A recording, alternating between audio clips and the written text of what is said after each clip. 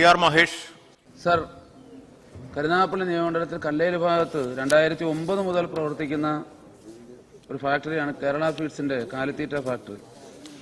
Sir, ഈ കമ്പനിക്ക് ആരംഭിക്കാൻ വേണ്ടി 43 കുടുംബങ്ങൾ ജോലി നൽകാം, വിദ്യാഭ്യാസ യോഗ്യതയുടെ അടിസ്ഥാനത്തിൽ ജോലി നൽകാം എന്ന് പറഞ്ഞ് സ്ഥലവും വീടും കൊടുത്തു. പക്ഷെ ഇതുവരെയും അവരിൽ ഒരാളെ പോലും സ്ഥിരപ്പെടുത്തിയിട്ടില്ല. വർഷങ്ങൾ കഴിഞ്ഞു. അതുകൊണ്ട് തന്നെ മറ്റ് പൊതുമേഖലാ സ്ഥാപനങ്ങൾ ലഭിക്കുന്ന യാതൊരു വിധത്തിലുള്ള ആനുകൂല്യങ്ങളും ഇവർക്ക് ലഭിക്കുന്നില്ല. മാത്രവുമല്ല, ഈ അടുത്തിടെയാണ് ഒരാളിനെ അതിൽ ജോലിക്കെടുത്തത്. അത് തന്നെ കരുനാഗപ്പള്ളിയിൽ ഭൂമി കൊടുത്തതിന് അയാളെ ജോലിക്കെടുത്തിരിക്കുന്നത് തൊടുപുഴയിലാണ്. ഈ കേരള ഫീഡ്സിന്റെ നിർമ്മാണ ഘട്ടത്തിൽ തന്നെ ജോലി ചെയ്തുകൊണ്ടിരുന്ന 115 പേർക്ക് അവിടെ ലോഡിംഗ് ആൻഡ് അൺലോഡിംഗ് വിഭാഗത്തിൽ അവരെ ജോലിക്കെടുത്തു. അവരുടെയും അവസ്ഥ ഇത് തന്നെയാണ്. ഒരാളിനെ പോലും ഇതുവരെയും സ്ഥിരപ്പെടുത്തിയിട്ടില്ല. ഈ അടുത്തിടെ ഒരു തൊഴിലാളി മരണപ്പെട്ടു.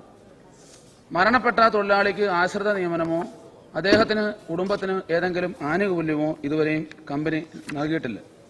ഒരു തൊഴിലാളി വിരമിച്ചു. ആ തൊഴിലാളിക്കും ആ കുടുംബത്തിനോ ഒരു ആനുകൂല്യങ്ങളും ഇതുവരെ നൽകിയിട്ടില്ല.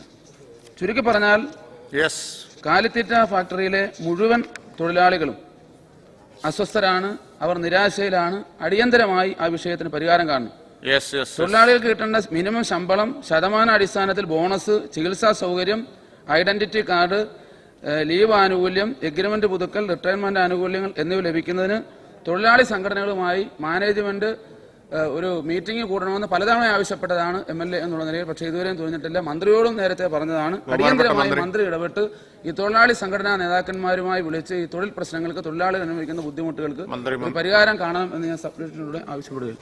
സർ, കേരള ഫീഡ്സ് ലിമിറ്റഡ് കമ്പനിയുടെ കരുനാഗപ്പള്ളി യൂണിറ്റിൽ കാലിത്തീറ്റയുടെ ഉൽപാദനം ആരംഭിക്കുന്നതിനോടനുബന്ധിച്ച് 2012 മാർച്ചിൽ അന്നത്തെ ബഹുമാന്യനായ കൃഷി മൃഗസംരക്ഷണ വകുപ്പ് മന്ത്രിമാരുടെ അധ്യക്ഷതയിൽ ചേർന്ന യോഗത്തിലെ തീരുമാനത്തിന്റെ അടിസ്ഥാനത്തിൽ കമ്പനിയിലെ 6 യൂണിയനുകളുമായി ചർച്ചകൾ നടത്തി ഒരു നിശ്ചിത അനുപാതത്തിൽ 115 കയറ്റിറക്ക് തൊഴിലാളികളെ കരാർ അടിസ്ഥാനത്തിൽ നിയമിക്കുന്നതിന് തീരുമാനമെടുക്കുകയുണ്ടായി. ഓരോ യൂണിയനും ലഭിച്ച തൊഴിലാളികളുടെ എണ്ണം പ്രകാരമാണ്: CITU 27, AITUC 25, INTUC 25, BMS 17, UTUC 13, HMS 8. പ്രസ്തുത തീരുമാനത്തിന്റെ അടിസ്ഥാനത്തിൽ ഓരോ തൊഴിലാളി യൂണിയനും അവരുടെ നോമിനികളായി നൽകിയ തൊഴിലാളികളെയാണ് കമ്പനിയിൽ ജോലിയിൽ ഏർപ്പെടുത്തിയിരിക്കുന്നത്.